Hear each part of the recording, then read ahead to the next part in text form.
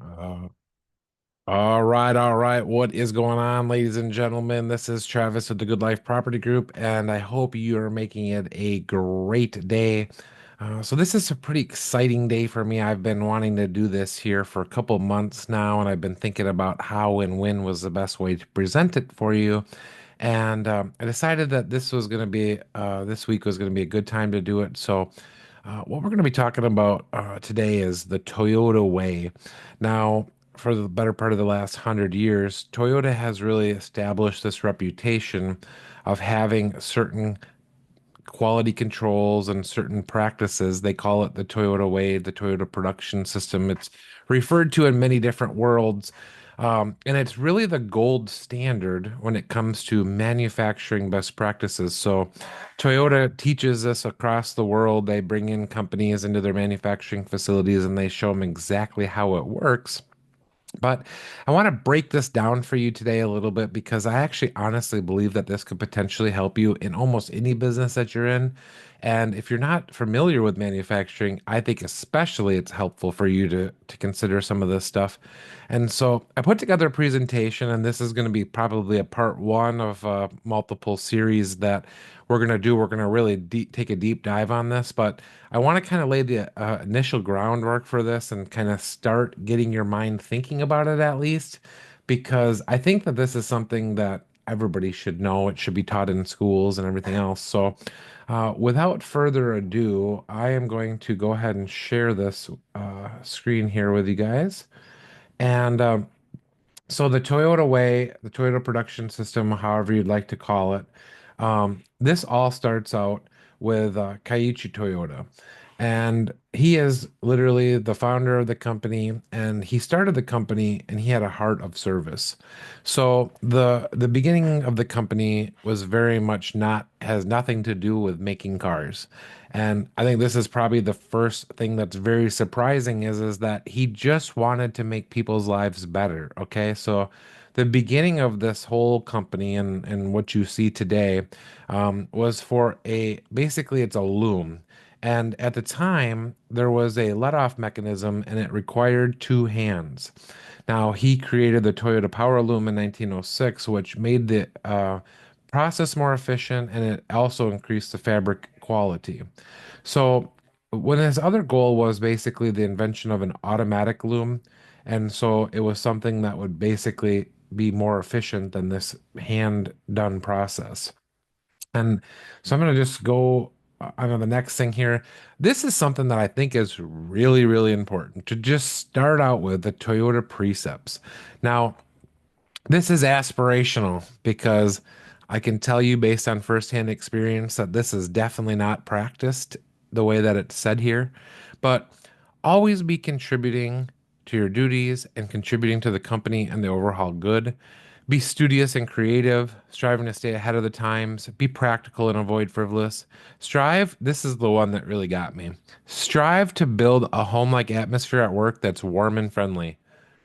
It is not warm and friendly. I can tell you that it is not warm and friendly at all. And always have respect for spiritual matters and remember to be grateful at all times. And so this really goes into respecting everybody and treating everybody in a certain way.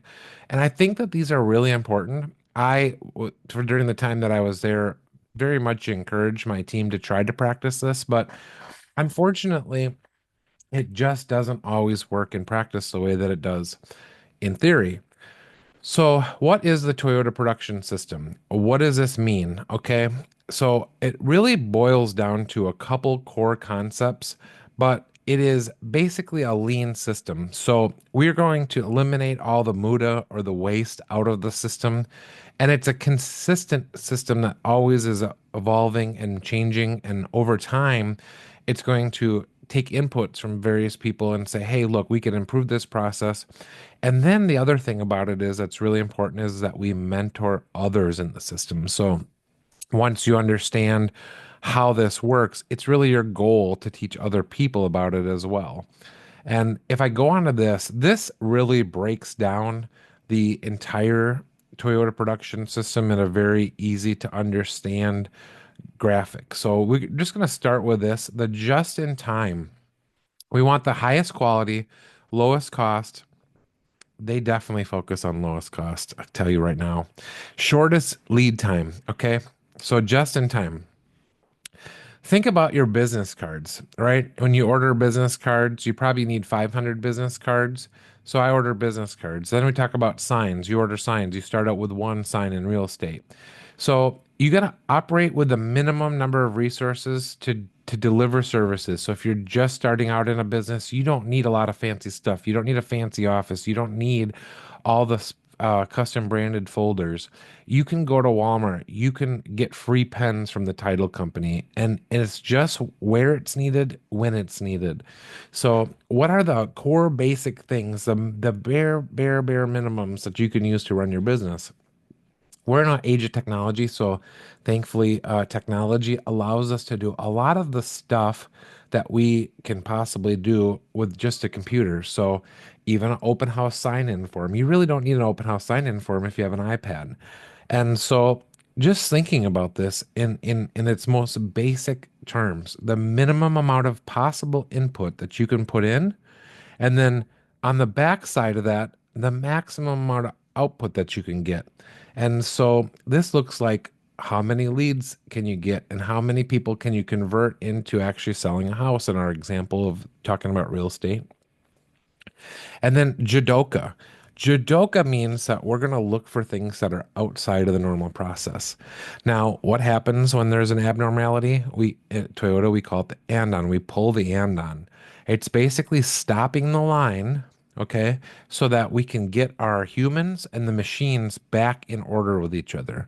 Now, we're talking a lot about AI right now, and and technology is drastically outpacing what humans can possibly do.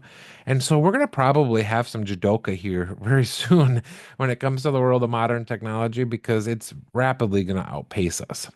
At the very bottom of this, there's a couple things really important. Standardized work. At Toyota, you will hear everybody talk about standardized work. Nobody ever wants to write it and nobody ever wants to follow it. So one might question yourself, what's the point of writing a process that you're not going to follow? Well, good question, Travis. The point of it is that you can show somebody else the process, and in theory, they should be able to go and execute on it. So if you're not standardizing and you're not developing a process for something, we're wasting a lot of time. And when you start writing these processes and you actually do it correctly and you follow the process, you will quickly understand how it actually works and it makes sense a lot more. And then you're going to Kaizen, which means constantly changing, right? We're going to always be changing the process along the way to make it better. Now, where does this come from? Teiichi Ono, okay? And in the Toyota way, they call him Ono all the time. What it boils down to is you really need to see it yourself, watch somebody do it, then you need to do it yourself, and then in the process of doing it yourself, you're going to improve. So, we're going to talk about real estate because that's what we're talking about. And it's great that you watch a lot of YouTube videos, but at some point you need to go do it. Now, when you're doing it, you need to have somebody else watching you do it so that they can observe and critique you and offer you some things. Now, what is required for that? A culture of constant, continuous quality improvement. Now, this is really hard.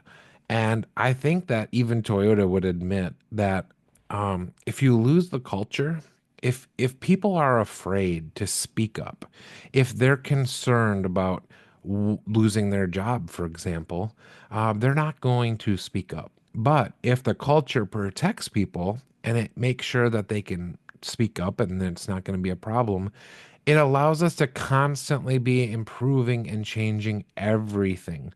Now, this isn't ideal, okay? Again, it's very difficult to actually implement this stuff and actually do it the right way. But when you do it right, you can actually do it almost anywhere.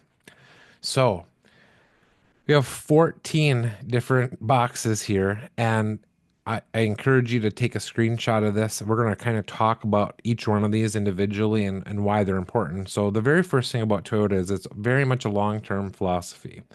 With everything that they do in the business, they're thinking about decades, 20 years, 30 years down the road. Nothing is done with a short-term thought. It's always about what does this look like 10 years down the road. Now, some of you probably don't even know if you're going to be in the business 10 years from now. Some people might be out of the business next year, but I think you should plan a 10-year plan. I have a 20-year plan.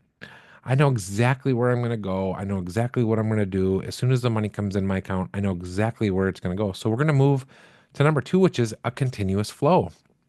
When you have a plan, it's very easy to track the plan and see things moving through the plan. And if there's a blockage in the flow, you got to eliminate the blockage in the flow. And now, the next precept is use pull. Okay. So if you don't need something and it's readily available to you, um, let's just say signs. Okay. If I can have a guy print my signs within a day, I don't need to have 100 signs. I need the bare minimum of number of signs. And then if I think I'm going to need some more, I will have them pull me some signs. A junka, which is stabilizing and constantly keeping that process moving. Number five, build the right culture, and culture is everything. I will say this all the time. You will constantly hear me say this is the culture. Now, when the culture is wrong, people leave. And I'm case in point of this is that it's very, very difficult to maintain the correct culture, especially when you have a team, because managing a team is a specialized skill. And most people have no idea how to run a team. And I can completely tell you that I was completely clueless on how that worked. And then when I got to Toyota and I realized this team's a mess, yeah, it's not going to work for me. And so just moving on to that is standardizing the work. If not everybody on the team can do the work, we have a problem. If people on the team aren't being transparent or if they're not willing to help train other people, we have a serious problem, okay? And almost everything that you do can be standardized. At Toyota, they made some of the most complex automotive assemblies on the face of the planet. Guess what? They standardized that work. Now, how does that help us in the workplace? Well, once we have standardized work, then we can have somebody observe the work. So, using visual controls, if you have somebody that can see you and in real time correct what's happening, it's very, very useful for you because if you get criticized after the fact when you're not doing it, it's a lot different. When somebody's standing there right now and they see you doing it and they can correct you right then, very helpful. Number eight, this is something I am absolutely on board with is using only tested technology. Now, we can all agree that technology is awesome until it's not awesome anymore. And if you're going to be in a manufacturing facility and you're going to be making some of these products that they make, it's very important to understand that at some point it's going to be out in the world and people are going to be using it and their lives may literally be on the line here. So we don't like to innovate unless we know that that innovation is actually going to work and it's been tested in real estate. There's always a new shiny object, but AI is never going to replace a human. It's not going to happen. Um, so grow leaders who live the philosophy. This is another one that's very, very difficult. I mean, if you're not even teaching the people that work there the philosophy, it's going to be very difficult to grow leaders. And then if the culture is not right, leaders are going to be afraid to lead. Um, and you need to have this culture that where people give and receive feedback and it's not a big deal. Developing people and teams, this is another big one is that if you're not constantly working on continuous quality improvement of the people that you work on, only highly developed people are ever going to actually be willing to put in the work and do the things. And if your highly developed people always leave because of the culture, that's going to be a huge problem. Respect outside forces, that's kind of a no-brainer, right? There's lots of things that could possibly come in and affect our business that are completely outside of our control. So you should know and understand those. Observe and reflect. And now I'm going to take a little sip of my coffee here so that you can observe and reflect on things. We have to diagnose before we prescribe. And so if we see something and then we think about that thing and then we say, well, maybe we could do that a little bit differently. How do those decisions get made? Slowly. We don't do anything quickly here. Everything moves like a snail. Okay? Until we decide, then we move fast. Once we've made the decision, we fire the bullet. And then always constantly looking back and reflecting. Now, I made a major change in my real estate world, partly because of some of these things. Is I took 4 months to make a decision to change. And as soon as I changed, I fired that weapon and I came out swinging. So, this is another concept that we talk about at Toyota Labs called go to the Gemba. And what does that mean? It go to where the work is being done. A lot of people sit in a corporate office and then tell people what to do. Well, they never actually went out and did the do. Okay. You need to do the do. If you don't understand what's going on, go out and look. It's just walk. It's called the Gemba walk. You walk out of your office and go look. You're going to communicate, you're going to cooperate, you're going to recognize and solve the problem. This is what this works like. You got a person that's doing a job, you need to communicate with them. Hey, look, I think maybe we could do something a little bit differently. And then you're going to work with that person to help them get to the point where it's going to work for everybody involved. Um, Here's what this really boils down to is at the end of the day, this is based on a human, okay? A human is going to run this process. Now, Toyota believes in automation with a human touch. So when we have a problem, we see it because it sticks out. And I called out problems lots of times that were very obvious to me. Kind of surprising nobody else ever saw the problems that I did. We're going to Kaizen those problems. We're going to look at them very carefully and we're going to think very hard about them. We're going to eliminate any waste. If there's any waste in the process, if people aren't working, we're going to eliminate that. And then once it's been improved, people are going to be happy with us. We'll teach other people how to do that thing. And then we're going to have flexibility, which leads to long-term survival. So, a survival culture. I can tell you that I've been in survival mode for most of my life. Now, if you're in survival mode for your whole life, there's going to be certain things that you're going to learn. You're going to learn to ask questions. And you're going to push people to a limit, competing at a level that your competition did not know existed. So a lot of people talk about lean, especially in manufacturing. We talk about lean all the time. Lean manufacturing can also be applied to any business. Being lean and not wasting money is one of the best ways to save your money. And here's another concept. It's a wild one, but any leader, if you call yourself a leader and you don't have any followers, you're just a guy on a walk. Every leader is a coach. A coaching atmosphere is important. Everybody is a coach and everybody coaches everybody. And then we're going to focus on eliminating waste along this process. Scientific thinking, I'm not going to talk about that. Kaizen, this means changing for the better.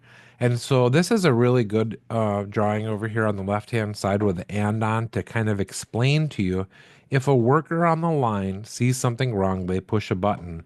That button lights up an and on light, and the supervisor now knows that there's something better. To Kaizen is to change for the better. And this is part of Kaizen is as soon as there's a problem, you raise your hand and say problem, problem, problem, problem. Now, how people respond to those problems, that's different matter altogether. Fast is smooth, smooth is fast. So in this process, we can actually go too fast. It's to the point where we can break stuff. We need to make sure that we manage that excess capacity and we're effectively utilizing the resource that we have. So I'll give you this example is it's possible, and we're talking about sewing machines because it's applicable here for Toyota. You could easily buy a faster sewing machine than the sewing machine that they currently use. Now, that faster machine is going to be more expensive. It's also going to lead that you're going to need more high performing people to run it. So instead of trying to run all the time, maybe jog. If you can consistently jog a little bit over time adds up while the guy that was sprinting is taking a break, you can continue moving forward. Also, inspect what you expect. So we're going to use yardsticks in our business to manage and measure what's going on. And high efficiency does not always mean lower cost. Sometimes you can try to be efficient and you can spend tons of money trying to be efficient when it was probably just better to just be inefficient for a period of time. And so there's this golden ratio about movability and how much you're moving around and things like that. And I think about this a lot with real estate is a lot of people do a lot of running around and not a lot of actual work. So we're going to talk about this supermarket, okay? It's a lot easier to use this analogy. So imagine that you were going to order sushi. Now, if you're going to order sushi, you might as well, if you're going to DoorDash it, for example, you might as well just order two orders of sushi because by the time you actually get the thing and you pay the DoorDash driver and you pay the tax and you pay the restaurant, you might as well just have two servings. Or if you're going to cook it yourself, you might as well just make two servings, even if you save one for yourself. It can be considered muda. It's wasteful to just prepare sushi for one person. Now, there's also this mura, which is the lack of uniformity. The more you do something, the more consistent you can become. And then there's Murray, which is unreasonable. Okay. It's don't be unreasonable. Okay.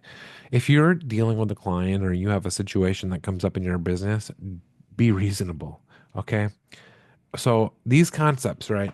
Make it the same. Don't be unreasonable. And then to make your daily work worthy of you, put in the touch to the automated machine. So this is something I'm talking about. This I've been thinking about this a lot because everybody's talking about AI, AI, AI. AI is an assistant. It's not a replacement. You use AI to benefit your business, but don't use it to replace you in your business, right? So continue to use that gray matter up here. So moving does not equal work.